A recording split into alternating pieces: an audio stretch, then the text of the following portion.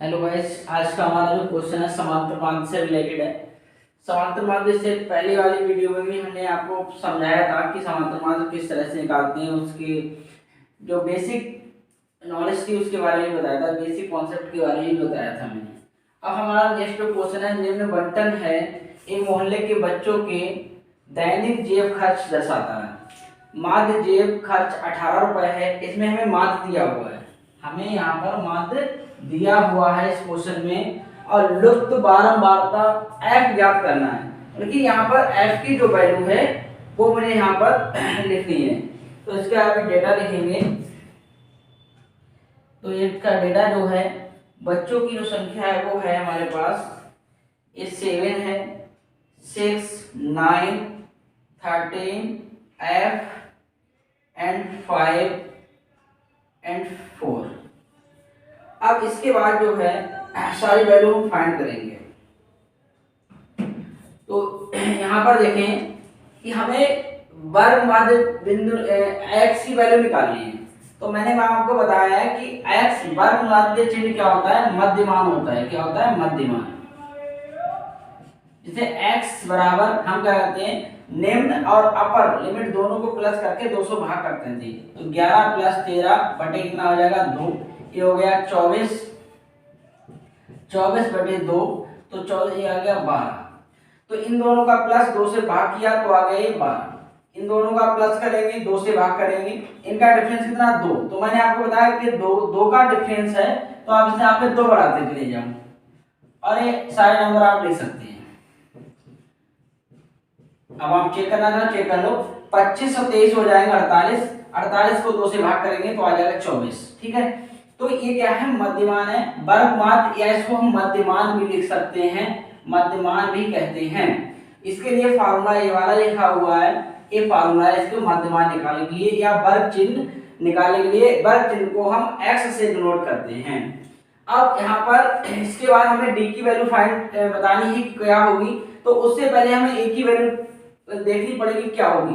तो इसमें पहले काउंटिंग कर लो, कितने वर्ग अंतराल दिए हुए हैं। तो 1 2 3 4 5 6 7 दिए हैं, तो बीच की वैल्यू हो जाएगी चौथी वाली, फोर्थ प्लेस 1 2 3 4।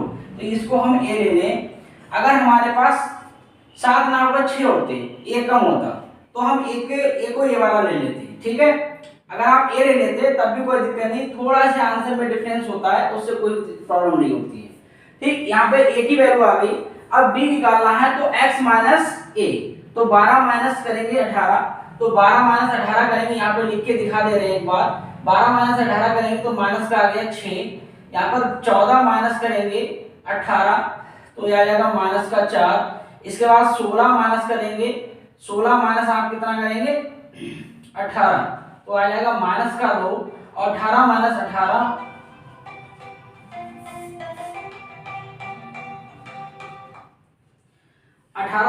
हो जाएगा 0, और 20 माइनस 18 करेंगे तो ये 2 आ गया। इसके बाद 22 माइनस 18 करेंगे तो ये आ गया आपका 22 माइनस 18 4 आ गया, और 24 माइनस 18 करेंगे तो 6 आ गया। इस तरह से आप यहाँ पर माइनस कर सकते हैं। ये माइनस मैंने यहाँ पर करके दिखा दिया, आप इस वाले माइनस को यहाँ पर करके ना दिखाएं, अलग से कर लें। इसके लिए मैंने यहाँ शो कर दिया जिससे आपका डाउट कोई भी डाउट ना रहे।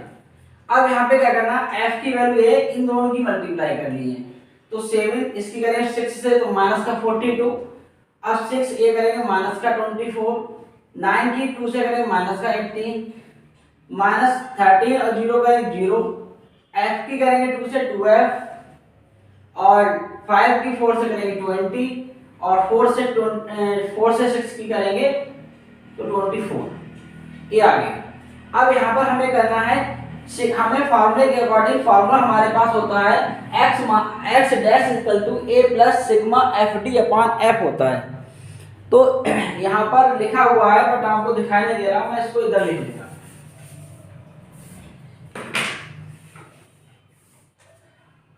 यहाँ पर हमारे पास सिग्मा f हमारे लिए मालूम होना चाहिए, तो सिग्मा f यहाँ से भी निकालेंगे, और सिग्मा fd पता होना चाहिए, इसको प्लस करके हम सिग्मा fd निकालेंगे। तो फार्मूला x डैश बराबर होता है हमारे पास a plus sigma F D upon sigma F. या सिग्मा एफ, या इसको स्मॉल एन या कैपिटल एन से भी डिनोट करते हैं।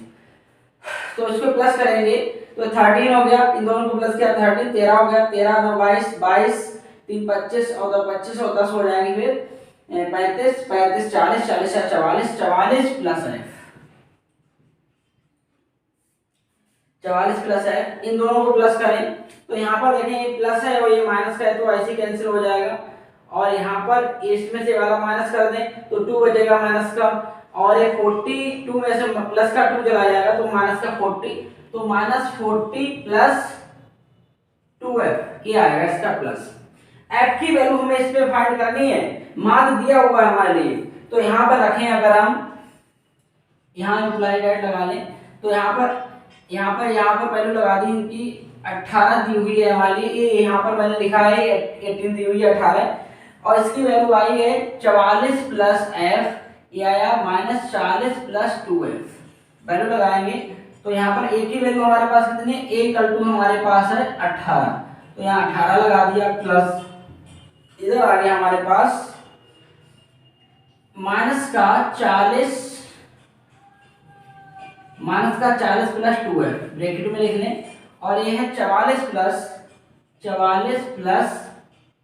f, ये इससे कैंसिल आउट हो जाएगा, ये आ गया, इसको अब इधर 0 हो गया भाई, इधर आके घटा दो या डायरेक्ट कैंसिल कर दो, 0 हो गया, तो माइनस का 40 प्लस 2f बटे 44 प्लस f, इसकी मल्टीप्लाई इधर करेंगे तो ये हो जाएगा 0।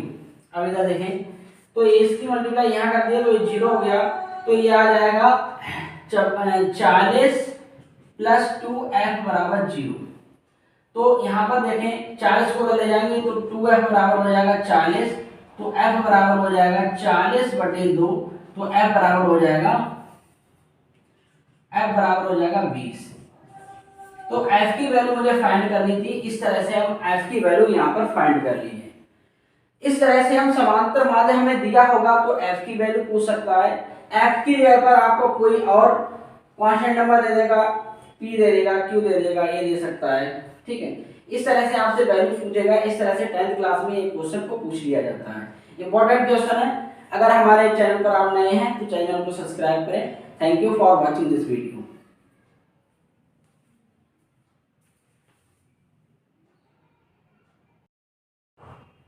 इस क्वेश्चन को देखें, पहला क्वेश्चन है, इसमें बोला है कि किसी मोहल्ले के 68 उपभोक्ताओं की बिजली मासिक खपत दर्शाता है।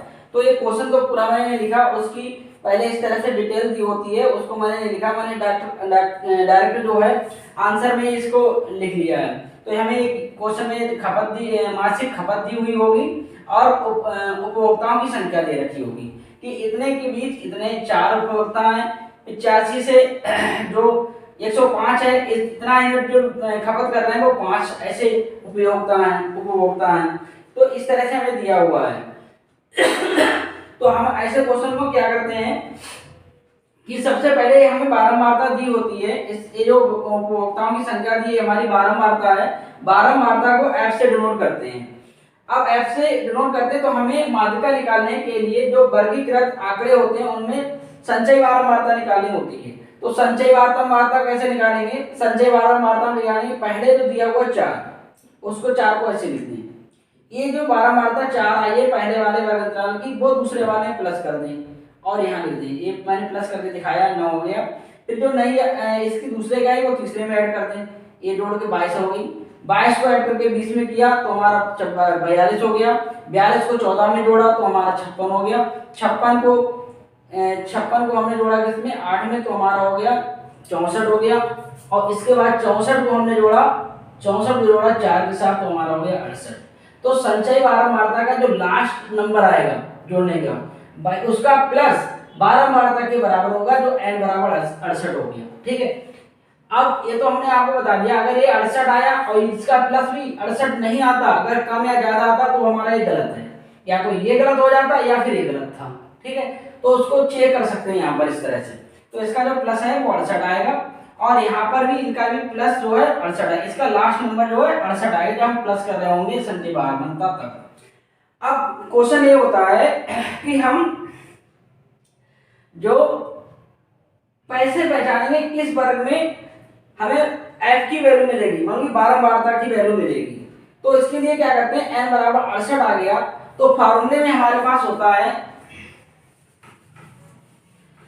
फार्मूले में हमारे पास होता है n/2। क्या होता है, n/2 होता है। तो n/2 किया तो हमें 68/2 कितना आ गया, 64। अब 64 देखेंगे किस संचय बारंबारता के बीच आ रहा है। तो इसमें 0 से 4 तक की वैल्यू आएंगी, 4 से आगे जितनी 5 से लगा के 9 तक की इसमें आएंगी। अब 9 के आगे 10 स्टार्ट होगा, 10 से 22 तक इसमें आएंगी क्योंकि ये 22 नंबर है। अब 22 के बाद ये 42 है तो 22 के बाद 22 तक तो इसमें आ गई। तो 23 से 42 तक की जो नंबर होंगे वो इसमें आएंगे। तो 23 से 42 तक के अगर इसमें नंबर आ रहे हैं, 23 से 42 तक, तो इसी के बीच तो 34 नंबर आ रहा है जो हमारा n/2 आया। तो 34 ये हो गया हमारा वर्ग अंतराल। तो यही वाला इसके सामने वाला क्या हो गया, वर्ग अंतराल हो गया। तो हम यहां लिख सकते हैं कि हमारा जो वर्ग अंतराल है, वर्ग अंतराल हो गया 125 से 145, 125 से 145। तो इसी वर्ग अंतराल की जो बारंबारता है वो हमारी एफ की वैल्यू हो गई, एफ हो गई 20। ठीक, अब कहा है कि संचयी बारंबारता कौन सी होगी। तो हमने आपको फॉर्मूले में बताया था एफ क्या है, वर्ग अंतराल के ठीक पहले की संख्या। तो वर्ग अंतराल तो ये वाला हमारा है, ये वाला, तो इसके ठीक पहले ये वाला हो गया। तो 22 सीएफ क्या हो गया, 22 हो गया। इसलिए ये बात ध्यान रखें, एफ तो वर्ग अंतराल में मिलेगा, लेकिन सीएफ संचयी बारंबारता जो सीएफ वो हमें उससे एक ठीक पहले वाले वर्ग अंतराल माध्य वर्ग से एक पहले वाले वर्ग अंतराल में होगी। तो माध्यांक वर्ग के ठीक पहले की संचयी बारंबारता लेते हैं हम। एच कैसे निकालेंगे, इन दोनों का अंतर कर लें।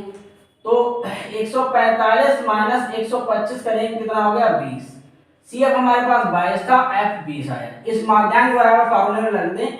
एल की वैल्यू होगी जो लोअर लिमिट होती है, लोअर बेस निचली निम्न सीमा, वो 125 है तो 125 हो गई, लिख दें यहाँ पर 125।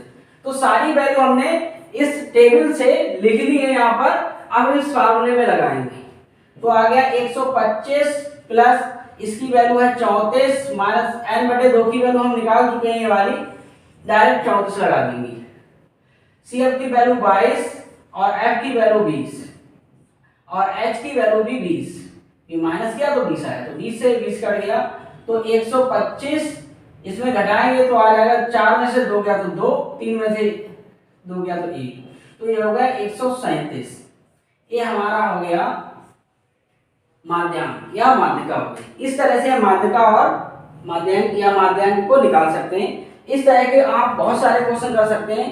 मैंने पहले टाइप का भी क्वेश्चन करा दिया यहाँ पर, सेकेंड टाइप का भी करा दिया था, वो यहाँ पे रफ कर दिया, आप पीछे बैक करके वीडियो को देख सकते हैं। उसके बाद तीसरे टाइप का जो है वो भी करा दिया। इस एक्सरसाइज के सारे क्वेश्चन आप कर सकते हैं। कोई भी डाउट हो आप हमारे कमेंट बॉक्स में दें कि किस तरह का डाउट है, क्या डाउट है आपका, हम उस डाउट को कोशिश करेंगे कि आपका डाउट जो है क्लियर हो जाए। और आप अगर हमारे चैनल पे नए हैं तो चैनल को सब्सक्राइब करें और वीडियो को ज़्यादा से ज़्यादा शेयर करें। Thank you for watching this video.